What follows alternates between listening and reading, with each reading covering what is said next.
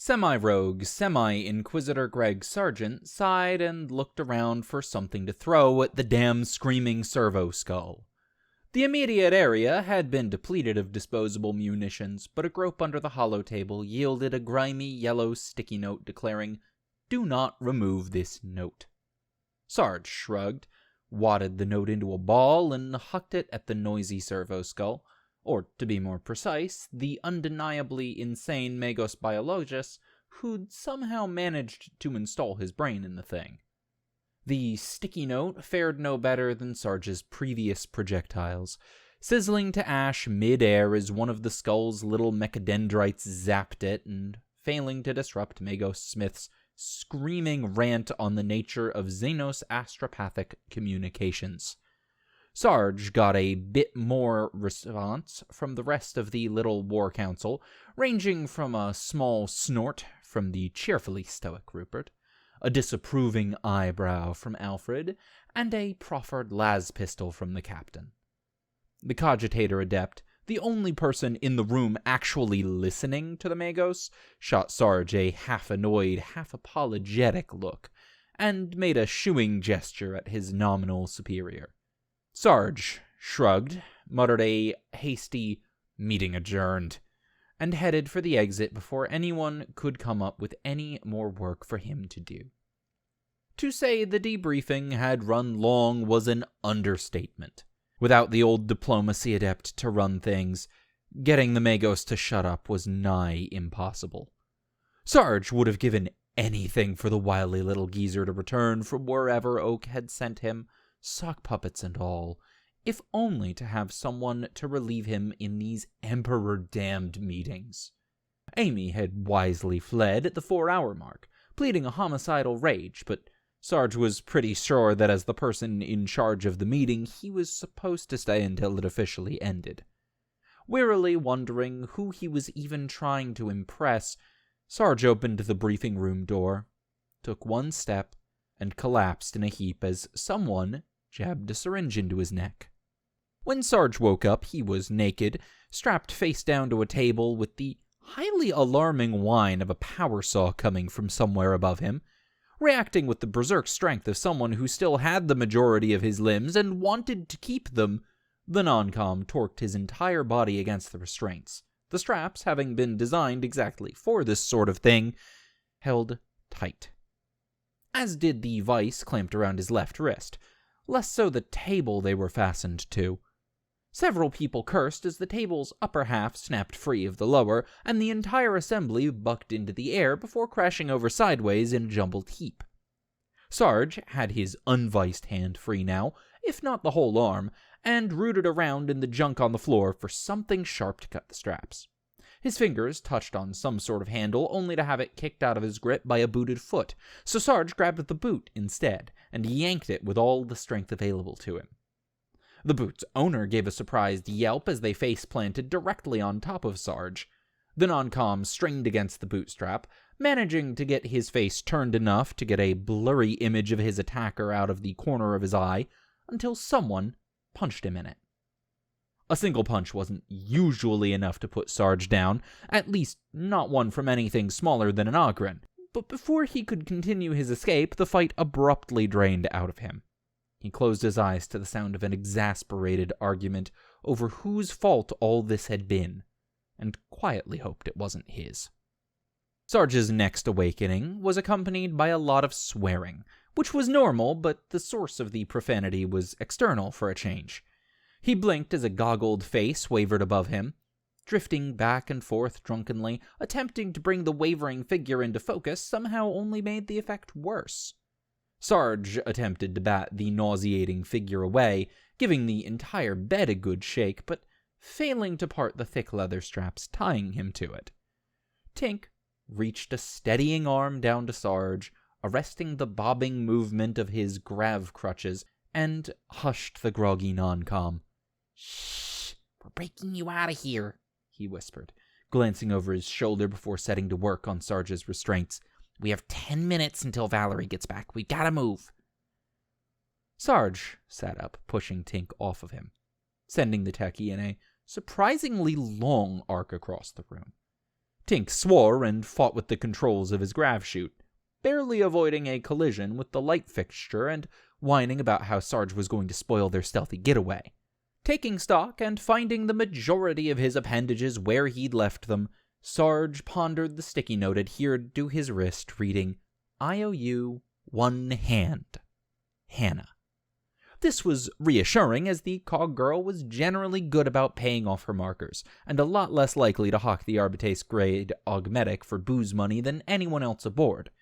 A second note, stuck upside down to his chest for readability, prescribed 3 drink maximum, 1 minimum, no spicy foods, with Sister Valerie's illegible signature underneath.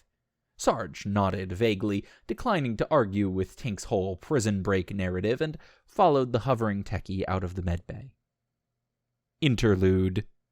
Debrief. They were joined at the medbay's exit by Theo, dutifully performing his role as Tink's lookout from just beyond the medbay's No Xenos Allowed sign. Sarge ignored the pair of techies as they chattered incomprehensibly, mostly about Tink's techno-heretical crutches. As they neared the barracks, Sarge was gratified to see the perimeter in good order, if littered with considerably more servitor bits than he'd remembered. Inside, the non-com was finally able to shed his annoying escort. Tink and Theo scurried off to the section they'd claimed as a laboratory.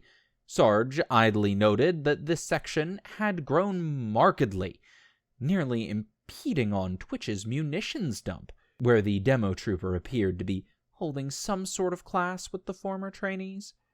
The only other member of the squad present was Amy. The markswoman was sitting in front of Hannah, who at first glance appeared to be giving her a haircut. His theory failed to explain the mechanical contraption rolling around on the floor, though, as well as the cable running from it to Amy's head, and the general lack of scissors. Amy waved at Sarge, and down the floor the small tank-like machine waved a claw in his direction. "Welcome back to the land of the living, fearless leader. How's the shotness of your ass?" Behind her, Hannah snickered. Sarge ignored the inquiry, aside from giving the region in question an exploratory scratch, and gestured to the mysterious device. "What is that, and why is it wearing cat ears?" Amy grinned. "It's a cat!" Sarge nodded as if this explained anything at all, and looked at Hannah instead. The cog girl gestured a mechadendrite at an invitingly empty chair next to them. "We are re-sanctifying her mind impulse unit, and since I couldn't find a Baneblade to calibrate it with, we are using my cat. Now, sit down. Once we're done, we'll get started on your hand." From his corner, Tink raised his voice.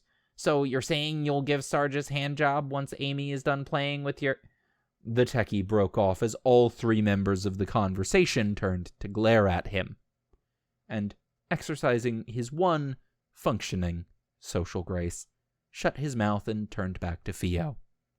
Sarge settled into the proffered seat with the weary sigh of a very busy man with a valid, if temporary, excuse not to be.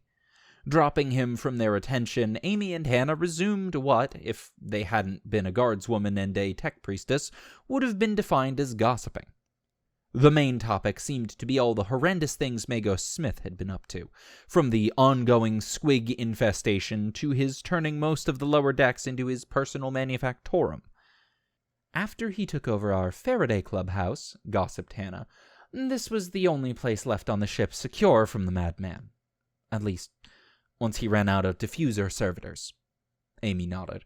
"Just don't let Twitch know, or he'll—" From the back of the room, there was a shout of, "Too late!"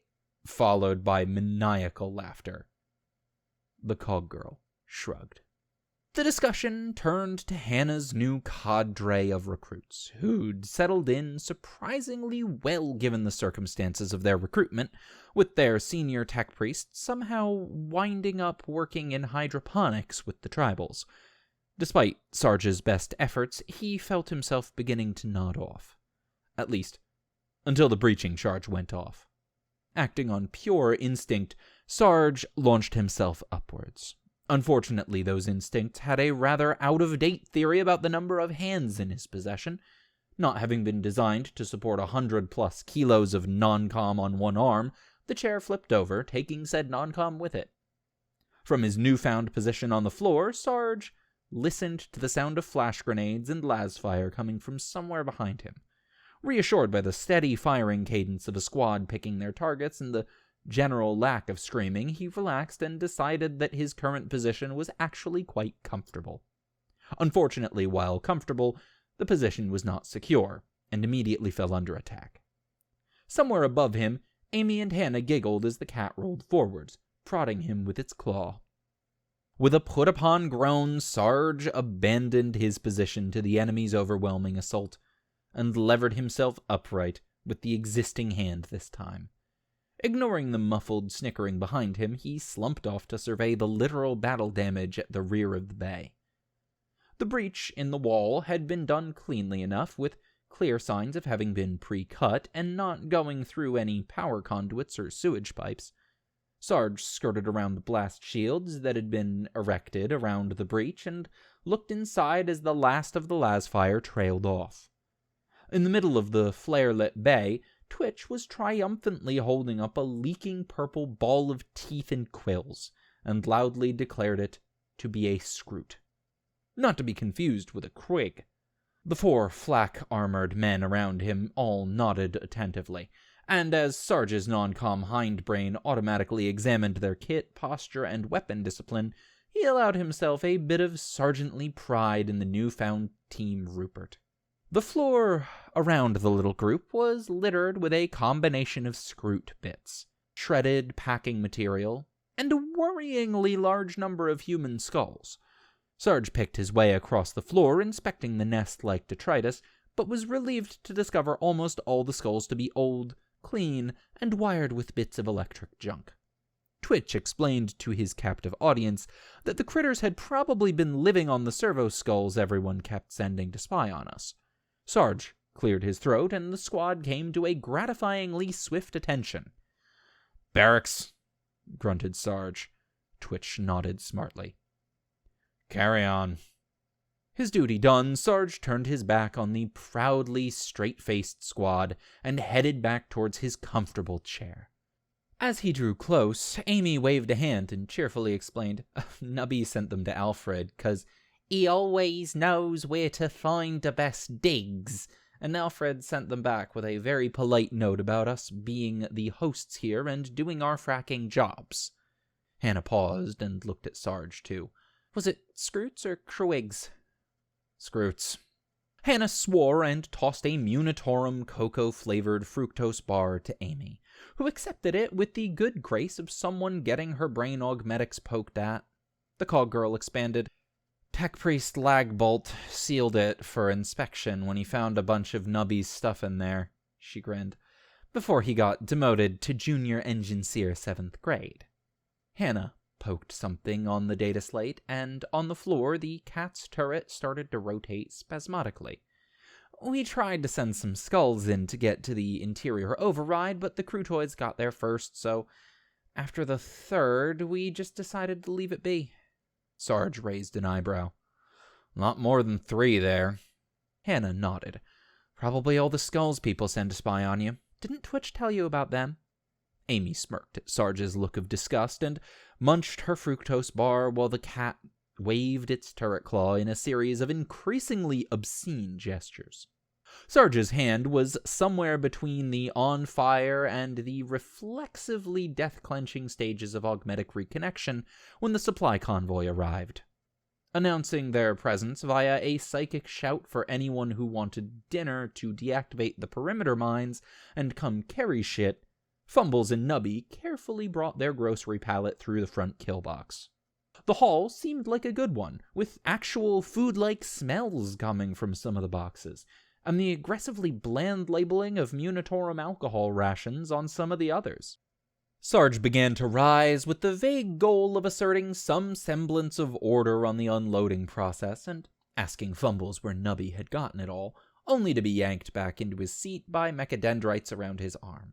Hannah growled something in binary, and Sarge flinched as another nerve connection snapped into existence.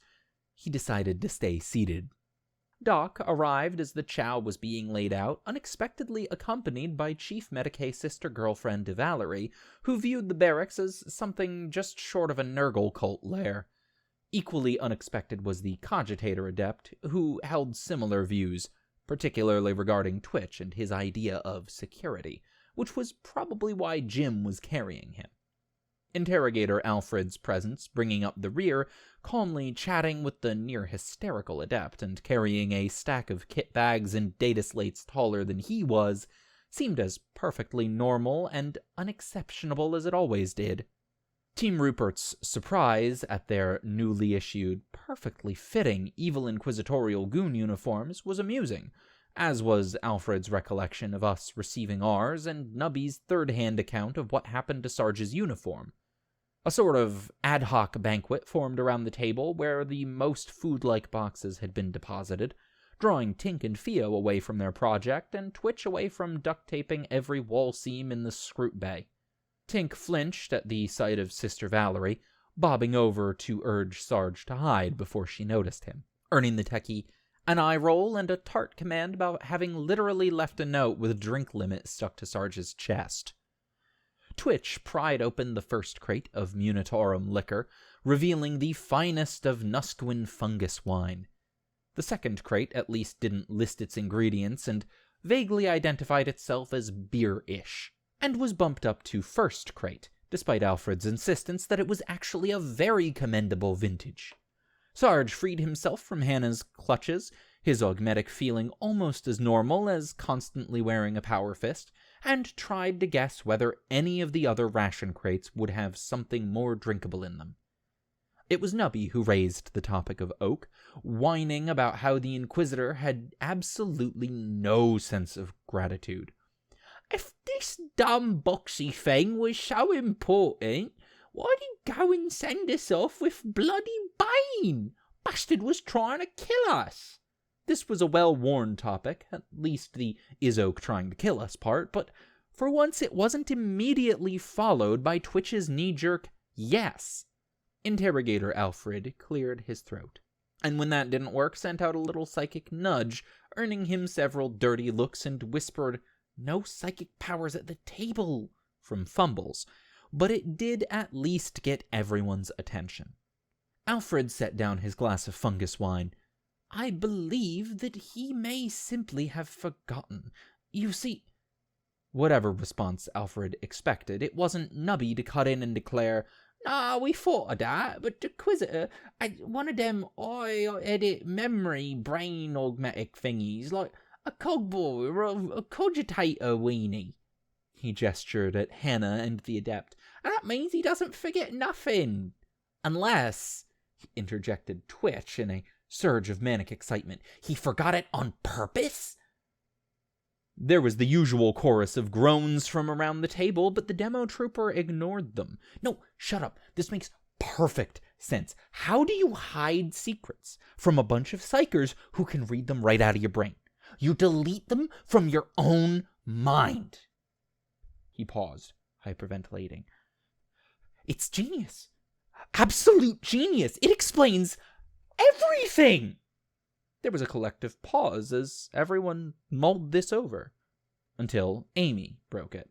"That's the stupidest idea I've ever—" Alfred raised a polite finger. "Actually—" "God fucking Emperor, damn it!" The markswoman slouched in her seat, muttering to herself about the unfairness of the universe. Alfred sighed, the sigh of someone whose big surprise had just been spoiled by a smelly little idiot, and asked, "First, where exactly did you hear that, Corporal Nubbs?" Nubby, sensing danger, immediately threw his comrades under the bus. "Tink said Theo said." At the far end of the table, Theo looked up in vague confusion until Tink whispered something to him. The little xenoscientist nodded. The fleshsmith, screamed he would install one in me if I penetrated his perimeter." Taking in the confused looks his statement earned, he expanded, "It was a very flattering offer, the design being devised by himself and made with brain matter cloned from the most adequately intelligent of Inquisitors. Alfred sighed again and picked his wine back up. I would like to ask everyone present to meditate on the effectiveness of a secret anti-psyker memory alterer if it stops being secret, and kindly keep their mouths firmly shut. I had my own suspicions after Inquisitor Quercus assigned both you and that madman as our backup, it being such a deliberately terrible fit, but I'd assumed it was some traitorous underling. Alfred's unobtrusive demeanor began to drop away as the man grew engaged in his story. But it was one of my rare encounters with Quercus that it occurred to me that his mind was not just exceptionally open to psychic reading. It was deliberately that way. Even as minor a psyker as myself could sense the plain truth of his words, even when speaking of things I personally knew to be secretly false. Fumbles nodded in confirmation. I could hear him from 3 rooms away. It was super weird. Like he was constantly talking to himself, explaining what he was currently doing, even when he was doing something completely different. It was very hard to talk to him. Alfred hushed the young psyker with a gesture and continued. I'd asked a casual question about the gene seeds recovered on our mission to that uncivilized backwater and realized the Inquisitor's version of events perfectly matched that in our reports. The point being that we'd reported only half the number of untainted gene seeds, omitting multiple batches from our inventory at his express direction. Either the man was the greatest liar I've ever encountered, or he really did believe that we hadn't found any ultramarine-descended seeds in that hall. Alfred sighed again. I was going to explain the whole process of deducing the existence of his augmetic memory alterations, but apparently that's not necessary. Across the table, Theo worriedly asked Tink if he'd done something wrong, but Alfred waved forgivingly at the little Xenos and turned to Twitch. In essence, yes, Twitch. Inquisitor Quercus secretly edits his own memories as an anti-psyker security measure. The demolitions trooper puffed up with vindicated paranoia, but remained silent as Sarge leaned over and rested his heavy augmetic on his shoulder. Alfred nodded in appreciation. I believe the Inquisitor reserves this technique for matters dealing with the conspiracy, keeping himself on a need-to-know basis. Amy broke in with a sneer. At least he doesn't ask his troops to do anything he wouldn't do himself, scoring a few chuckles and a disapproving look from Alfred. Alfred continued, and putting great trust in his allies and subordinates' abilities to implement his plans. Nubby raised a hand. Alfred sighed in anticipation.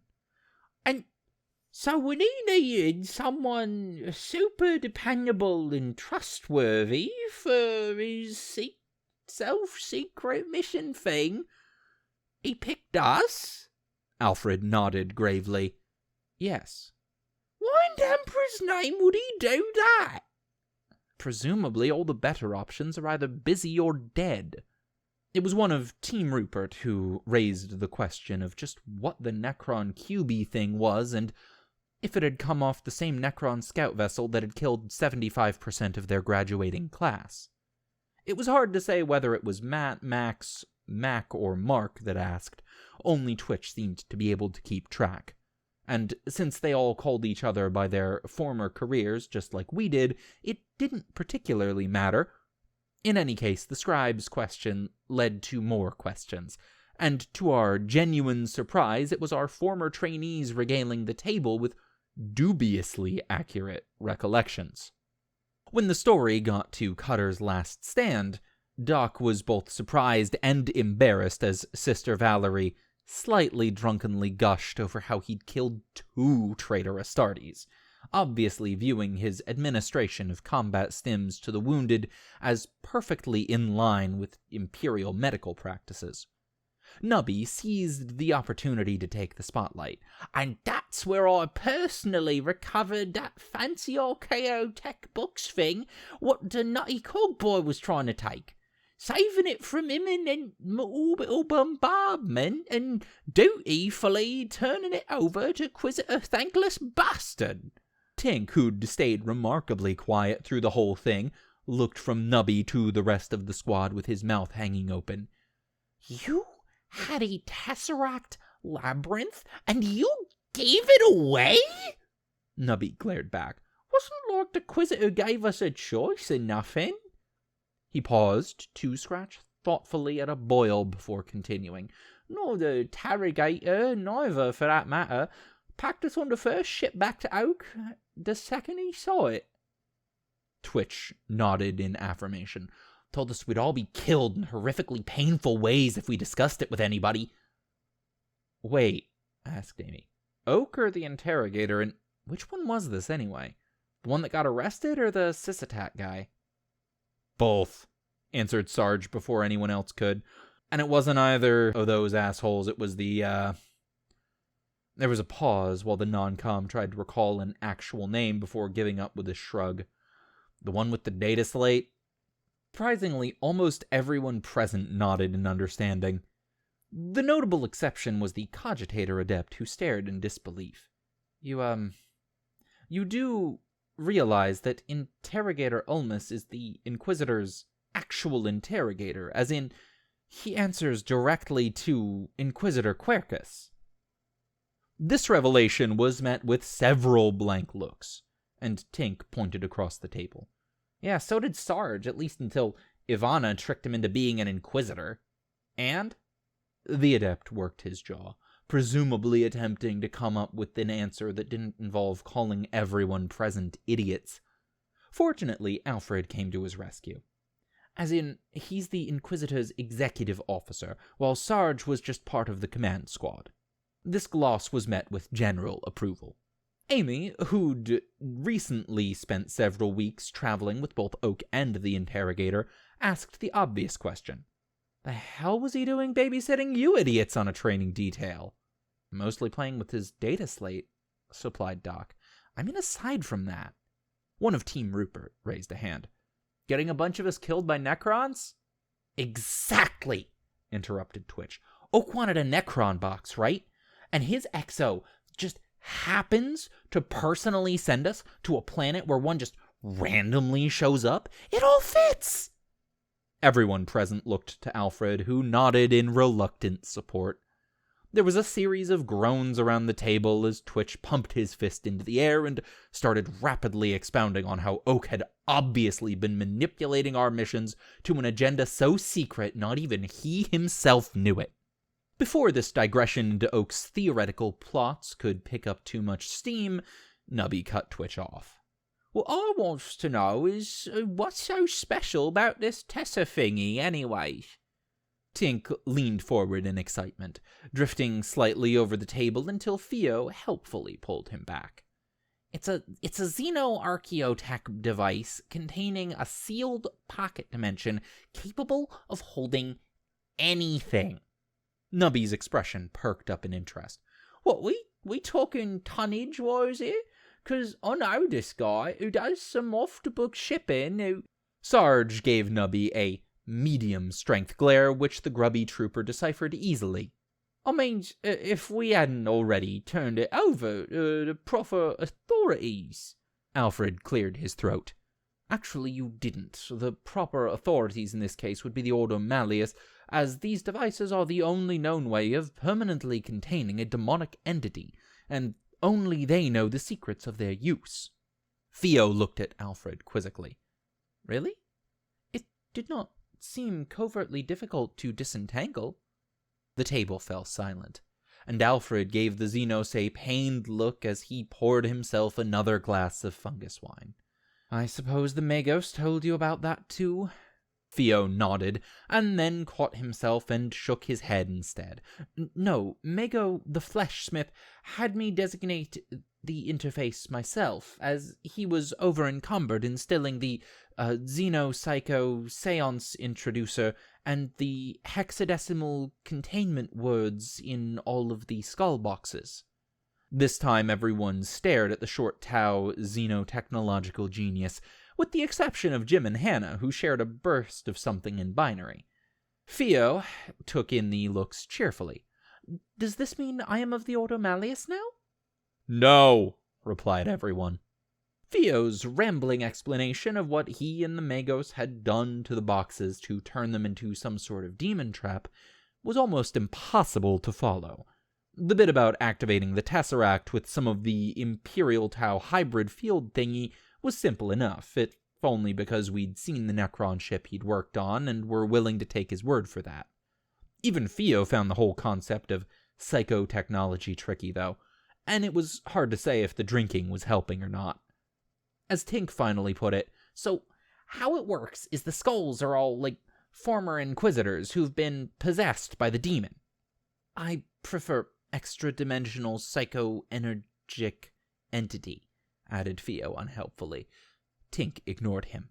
"And because it possessed them, they still know its unique phonetic signature, creating a multi-directional psychic correction between them and the..." Tink hushed the Xenos. "Name.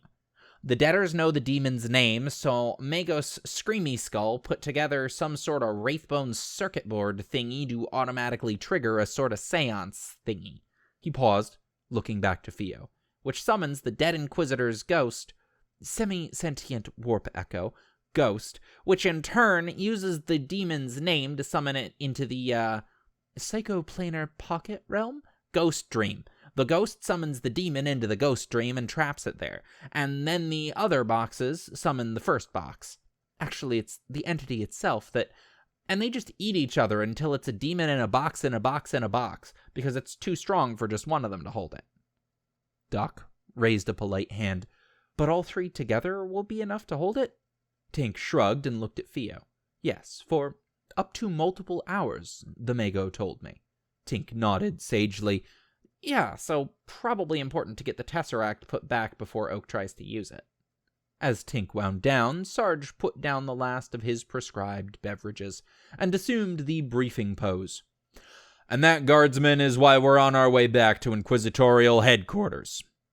Tink, Twitch, Doc, Nubby, and everyone else who'd been spared the ordeal of the debriefing started swearing.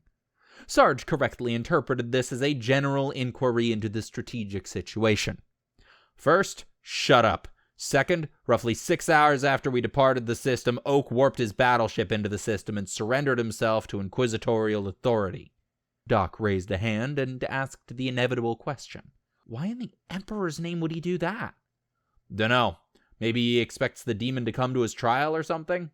Sarge shrugged. "In any case, we need to get back before those boxes are brought in as evidence, or shit's gonna go sideways. Hard." "How hard?" Alfred raised a finger. "If I may, Inquisitor?" The interrogator took up his own pose standing at the table, gesturing at the detritus of food boxes and empty bottles as if it were a hololithic tack map. "Currently, 3/4 of the Inquisitorial fleet have been dispatched to counter the sudden, inexplicable appearance of a Tyranid splinter fleet in the region, and won't be returning until their navigators recover from the psychic shock of that unholy abomination the Magos is keeping in the astropathic sanctum." "The Mago calls it the Xenophantasmal Warp Jammer," explained Theo. "We calls it a demonthrope," added Nubby. "Or Frank." Alfred silenced the commentary with a look. "Delightful. In addition to its use as a psychic weapon and masquerading as a Tyranid fleet, the Magos assures us that the abomination's warp shadow will block all astropathic communication, cutting off Inquisitorial headquarters from any reinforcements. And," added Fumbles, with a glance up to the ceiling at something nobody else could see, "give anyone over Delta sensitivity one hell of a headache until they get used to it." Alfred nodded to his fellow psyker and continued. "Of the remaining Inquisitorial fleet assets, several have yet to return from a mission to Harlock's Wager, and most of the remainder is tied up picketing Inquisitor Quercus's battleship and its attending vessels. This leaves the Astra Militarum task force being mustered to counter the non-existent Tyranids as the primary power in the system, with Lady Amelia's mother commanding." Amy groaned at both the title and overall situation, and hid her face in her arms. Alfred ignored her. "Between them, a Mechanicus task force, 6 Deathwatch destroyers, and strike cruisers from the Lamenters and Grey Knights chapters, The conspiracy's void assets are heavily outnumbered. Sarge nodded. And along with that, Amy's mom has 9 regiments of guard all ready to drop on Inquisitorial HQ and purge some gene stealers, assuming Oak can smoke them out. The table fell silent, pondering the sheer scale of the Charlie Foxtrot looming before them. After several seconds, Doc asked the question. And if he can't? Sarge attempted to do the whole look around the table and meet everyone's eyes to establish the seriousness of the situation routine, but gave up as a waste of effort before he even made it to Nubby. Instead, the tired non-com flopped back into his seat and stared dolefully at Sister Valerie until the Medicaid pityingly held up a single finger, and Doc passed him a final drink. And if he can't, we're so fracked we might as well just go back to the Penal Legion. Sarge paused and cautiously sniffed the Munitorum issue beverage before raising it in a toast. So here's to the Inquisitor, and pray to the Emperor he's better at this shit than we are. Next time, the trial of Inquisitor Quercus.